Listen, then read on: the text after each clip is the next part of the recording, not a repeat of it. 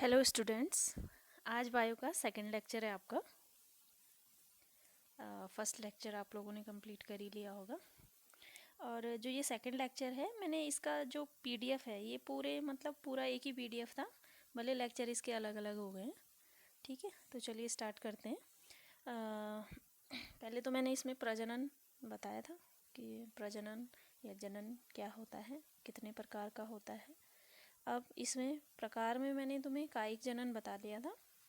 अब सेकंड है अलैंगिक जनन। ठीक है, तो कायिक जनन में मैंने बताया था आपको कि कायिक जनन जनरली किस में होता है, पौधों में। ठीक है, तो कायिक जनन होता है पौधों में। ठीक है, तो अब आज स्टार्ट करते हैं अलैंगिक जनन से। तो अलैंगिक जनन नाम से पता चल रहा है, लैंगिक में अ लगा दिया आगे, तो अलैंगिक मतलब जिसमें क्या होगा, लैंगिक जनन के जो अपोजिट होगा। ठीक है ना, लैंगिक जनन में जैसे दो जनकों की आवश्यकता पड़ती है, लेकिन अलैंगिक जनन जो होता है उसमें केवल एक ही जनक की आवश्यकता पड़ती है, और उस जनक को हम मातृ कोशिका यानी मदर सेल कह लेते हैं। ठीक है ना, और इससे क्या होता है, जो नया संतति होती है या नया जो भी डॉटर सेल होती है उसका निर्माण हो जाता है, और वो पूरी तरह से, चाहे वो हम उसके गुणसूत्रों की संख्या की बात करें, चाहे जो शारीरिक बनावट है उसकी, जिसे हम आकारिकी में काउंट करते हैं, तो चाहे आकारिकी की बात करें चाहे उसके आनुवांशिकी की बात करें, वो पूरी तरह से किसकी तरह होगी, अपनी मातृ कोशिका की तरह यानी मदर सेल की तरह होगी। इसलिए हम इसको जो मतलब अलैंगिक जनन से प्राप्त जो नई संततियां होती हैं उनको हम क्लोन भी कह लेते हैं। ठीक है ना, तो क्या कह लेते हैं, क्लोन। तो देखो गुणसूत्रों की संख्या समान बनी रहती है, तो ऐसा मतलब इससे पता चलता है कि जो अलैंगिक जनन के थ्रू जो भी मदर सेल से डॉटर सेल बनती हैं उनमें क्या पाया जाता है, समसूत्री विभाजन या सूत्री विभाजन जैसे बोलेंगे, सूत्री विभाजन पाया जाता है। मतलब गुणसूत्र 46 हैं अगर, तो 46 ही रहेंगे, 20 हैं तो डॉटर से मदर में 20 हैं तो डॉटर सेल में भी 20 रहेंगे। ठीक है ना, अब आगे चलते हैं। देखो अलैंगिक जनन कितने प्रकार का होता है, तो ये मैंने कुछ 12-13 प्रकार लिख रखे हैं अलैंगिक जनन के। ठीक है ना, तो सब में अलग अलग होता है, जीवों में अलग अलग प्रकार का लैंगिक जनन होता है। तो जीवों में कुछ प्लांट्स भी हैं इसमें जो बहुत छोटे छोटे पौधे होते हैं, और कुछ जंतु भी हैं। ठीक है ना, तो चलिए स्टार्ट करते हैं। नेक्स्ट, तो पहला है इसमें खंडन। ठीक है, तो पहला अलैंगिक जनन का प्रकार है खंडन। तो खंडन में इस जो खंडन नाम से पता चला, खंड मतलब छोटे छोटे खंडों में टूट जाना, तो इसमें जो बॉडी होगी, ठीक है, कोई एक बॉडी क्या होगी, छोटे छोटे खंडों में टूट के 2 से 3 या जितने भी खंडों में वो टूट रही है नए संततियां बना लेगी या नई डॉटर सेल का निर्माण कर लेगी। ठीक है, तो जैसे इसमें लिख रखा है, सुकाय मतलब होता है थैलस।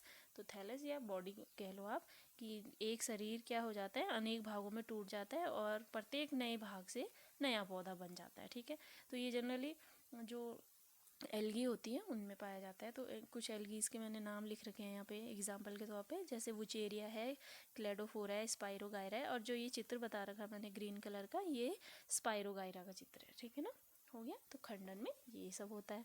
अब दूसरी है, इसमें मिसप्रिंट हो रखा है, द्विविखंडन विधि है। ठीक है ना, तो द्विविखंडन में क्या होता है, एक कोशिकीय जीव जो होता है वो, ठीक है, जब टूट कर द्वि यानी दो में क्या हो जाता है, डिवाइड हो जाता है। ठीक है, तो दो में डिवाइड होगा तो उसका जो केंद्रक होगा वो भी दो में टूट जाएगा। ठीक है, और जो साइटोप्लाज्म होगा उसका वो तो टूटेगा ही। ठीक है ना, तो जब न्यूक्लियस ही डिवाइड हो गया तो बाकी के बॉडी के जो पार्ट होंगे वो भी क्या हो जाते हैं, 1 से 2 में परिवर्तित हो जाते हैं। ठीक है ना, तो इस क्रिया को क्या कहते हैं, द्विविखंडन प्रोसेस कहते हैं। और ये जनरली किस में होती है, अमीबा, पैरामीशियम और यूग्लिना जैसे छोटे माइक्रो ऑर्गेनिजम्स में होती है, जो ये क्या है, प्रोटोजोअन्स में आते हैं। ठीक है, प्रोटोजोआज हैं। तो देखो इसमें लिख रखा है चित्र के माध्यम से, देखो एक अमीबा था तो उसके न्यूक्लियस का डिवाइड हुआ, दो दो में टूट गया न्यूक्लियस। ठीक है, तो फिर क्या हुआ, दो बॉडीज अलग अलग मतलब पोल की भांति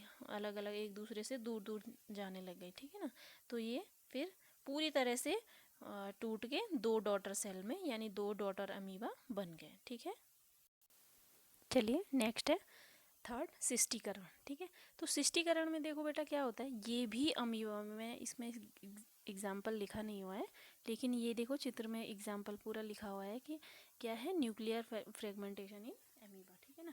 तो इसमें क्या होता है, सिष्टीकरण में जब अमीबा, ठीक है, मृदा में या पानी में जिधर भी इधर उधर पड़ा रहेगा तो उसके मतलब डेवलपमेंट के प्रतिकूल जब परिस्थितियां होती हैं तो अमीबा क्या कर देता है, जो उसके कूटपाद होते हैं, तुमने 11 में पढ़ा होगा, जो उसके कूटपाद होते हैं वो उनको अपने अंदर यूं समेट लेता है और क्या कर लेता है, अपने शरीर के चारों ओर एक मजबूत आवरण बना देता है, ठीक है ना।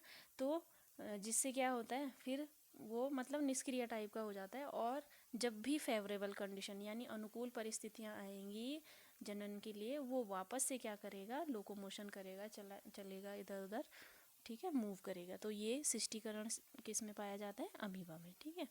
नेक्स्ट अलैंगिक जनन का प्रकार है प्लाज्मोटोमी, ठीक है। तो प्लाज्मोटोमी में क्या होता है, जो बहुकेंद्रीय जनक होते हैं, ठीक है, मतलब ऐसे जंतु जिनमें क्या होते हैं, एक से ज़्यादा केंद्रक हों, ठीक है। तो क्या होता है देखो बहुत सारे, जैसे ये प्लियोमिक्सा मैंने एग्जाम्पल ले रखा है, या ओपोलाइना है। तो इसमें क्या होता है कि केंद्रक के विभाजन, मतलब केंद्रक विभाजित होता ही नहीं है, और उस केंद्रक के विभाजन के बिना ही बहुत सारी नई संततियां क्या हो जाती हैं, उत्पन्न हो जाती हैं। तो ये क्या होता है, प्लाज्मोटोमी कहलाता है, ठीक है। नेक्स्ट है मुकुलन। तो मुकुलन, इसको बडिंग भी कहते हैं। तो बडिंग में क्या होता है, जैसे ये एग्जाम्पल मैंने हाइड्रा का दे रखा है, तो हाइड्रा में क्या होगा, देखो कि हाइड्रा का जो पूरी मतलब एक पूरी बॉडी से कहीं पे अगर क्या हो रखा है, एक छोटा सा उभार आया हुआ रहेगा, तो उस उभार को हम बड कहते हैं। और वो उभार क्या करेगा, धीरे धीरे धीरे धीरे जब पूरी तरह से डेवलप होने लग जाएगा, मतलब वो सारा कुछ पोषण वगैरह सब बॉडी से लेगा, मेन बॉडी से, और वहाँ से जब पूरा वो डेवलप होने लग जाएगा तो धीरे धीरे धीरे करके वो क्या करेगा, पूरा डेवलप होकर एक अलग तरह का नया जीव बन जाएगा, ठीक है ना। तो ये भी क्या है, ये मतलब मुकुलन का उदाहरण है, ठीक है ना, बर्डिंग का उदाहरण है, ठीक है। तो ये हाइड्रा में पाया जाता है। नेक्स्ट है आपका एकाइनिड्स। तो एकाइनिड में क्या होता है कि जो देखो हेट्रोसिस्ट है, हेट्रोसिस्ट का एग्जाम्पल है। तो इसमें क्या होती हैं, कुछ विश्राम कोशिकाएं जो मतलब आराम की अवस्था में होती हैं, प्रतिकूल परिस्थितियों में वो क्या करती हैं, भोजन संचित करने का काम करती हैं, जिसके लिए वो चारों ओर मतलब उस जीव के चारों ओर क्या कर लेंगे, एक भित्ति का निर्माण कर लेती हैं, ठीक है। तो ये नीले हरे शैवाल जो होते हैं, ब्लू ग्रीन एल्गे, उनमें पाया जाता है, और इसका बेस्ट एग्जांपल है हेट्रोसिस्ट। नेक्स्ट है आपका चल बीजाणु। चल बीजाणु में देखो ये क्लेमाइडोमोनास का है। तो एक क्लेमाइडोमोनास बॉडी से क्या होगा, उसकी बॉडी के अंदर जब अनुकूल परिस्थितियां आएंगी तो छोटे छोटे छोटे छोटे बहुत सारे एक कोशिकीय सेल्स बन जाएंगी बीज के तौर पे, ठीक है। और जब जैसे ही क्या होगा, पूरी तरह से फेवरेबल कंडीशन हो जाए, वो पूरी तरह से डेवलप हो जाए एक क्लेमाइडोमोनास के अंदर, उसके बाद वो क्या हो जाती है, बाहर प्रस्फुटित होकर नए जीव बन जाते हैं, ठीक है ना। तो ये क्लेमाइडोमोनास इसका एग्जाम्पल है, ठीक है। तो इसमें लिख रहा है कि इसमें 2 से 4 क्या होती हैं, आगे जो ये हेयर जैसा आपको दिख रहा है, ये कसाभिका इन्हें बोलते हैं, ठीक है। तो 2 से 4 कसाभिकाएं इनमें पाई जाती हैं, ठीक है। इसके बाद आपका नेक्स्ट है अचल बीजाणु। अचल बीजाणु में ये क्या होता है, जो केंद्रक होता है, किसी भी बीजाणु का जो केंद्रक होगा, ठीक है, या किसी भी बीजाणु की किसी सेल का जो केंद्रक होगा, वो क्या करेगा, विभाजित हो जाएगा, ठीक है ना। कई बार विभाजित होकर क्या करेगा, नए नए बीजाणु बनाता रहेगा, ठीक है। ये लेकिन ये लोकोमोशन नहीं होता है, इसमें क्या होता है, ये एक ही जगह पे स्थिर रहेगा, और इसका एग्जाम्पल है स्पाइरोगाइरा, ठीक है। नेक्स्ट है आपका सुप्त बीजाणु। सुप्त बीजाणु में देखो ये अचल बीजाणु जो मैंने पीछे बताया था, चल और अचल। अचल बीजाणु पे क्या होता है, जब प्रतिकूल परिस्थितियां आती है तो उसके बाहर एक मोटी सी भित्ति बन जाती है, ठीक है। प्रतिकूल परिस्थितियां मतलब जब वो क्या ना कर पाए, रिप्रोडक्शन ना कर पाए, तो उस टाइम पे क्या होगा, उसके मतलब बॉडी के बाहर क्या हो जाएंगी, एक मोटी लेयर बन जाती है, जिससे क्या होते हैं, जो उसके अंदर उस लेयर के अंदर उपस्थित जो बीजाणु होंगे वो क्या होंगे, बिल्कुल सुप्त अवस्था में पड़े होंगे, मतलब डेड अवस्था में पड़े रहते हैं, ठीक है।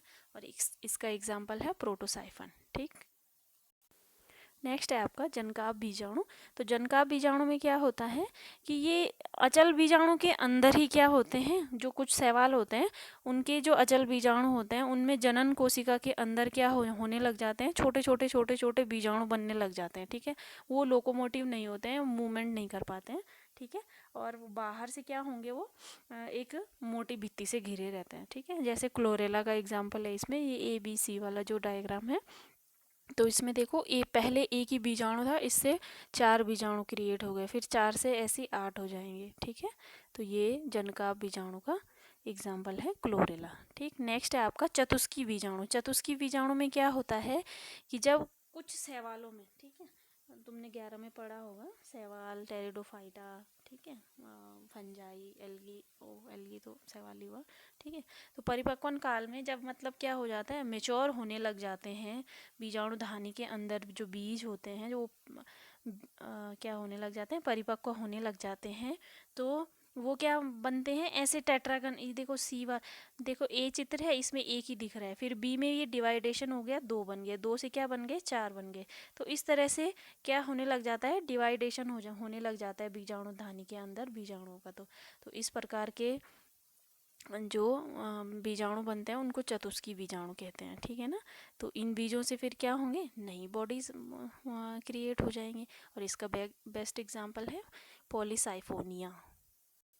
नेक्स्ट है आपका अंतःबीजाणु। अंतःबीजाणु में क्या होगा, जो कायिक कोशिकाएं होंगी, कुछ शैवाल होते हैं और जिनमें क्या होता है, उपस्थित जो कायिक कोशिकाएं होती हैं, ठीक है ना, बॉडी सेल्स मतलब, उनमें क्या होता है, उनके जो कोशिका होगी उसी के अंदर क्या होने लग जाता है, एक के बाद एक विभाजन होने लग जाता है, डिवाइडेशन होने लग जाता है, जिससे कोशिका के अंदर भी क्या बनने लग जाते हैं, बीजाणु बनने लग जाते हैं, गैमीट्स बनने लग जाते हैं। ठीक है, और इसका बेस्ट एग्जाम्पल है प्लोरोकैप्सा। ठीक है, और लास्ट है आपका कोनिडिया। कोनिडिया पेनिसिलियम इसका बेस्ट एग्जाम्पल है, और पेनिसिलियम के जो बीजाणु होते हैं वो गतिहीन होते हैं, वो गति नहीं करते हैं। ठीक है, तो ये क्या होंगे, जैसे जो पेनिसिलियम की मतलब ऐसे शाखित बॉडी होती है, जो शाखाएं होंगी, उन पे क्या रहेंगे, ऊपर से उनके जो सिरे होते हैं, सिरों पे ऐसे तंतु के रूप में लगे रहते हैं, छोटे छोटे छोटे छोटे। ये सेकंड वाले चित्र में दिख रहा होगा, यहाँ पे देखो साइड में, और ऐसे फर्स्ट वाले में भी दिख रहा है। ठीक है ना, तो ये पेनिसिलियम का एग्जाम्पल है, सेकंड वाला, और फर्स्ट वाला एस्परजिलस का है। ठीक है, तो ये आपका अलैंगिक जनन कंप्लीट हो गया। बाकी कल नेक्स्ट लेक्चर डालूंगी लैंगिक जनन का। आप लोग इस सब के, वैसे आप लोगों ने नोट्स बना लिए हैं, ठीक है, कहीं पे समझ में नहीं आ रहा होगा तो पूछ लेना मुझे कॉल करके। ठीक।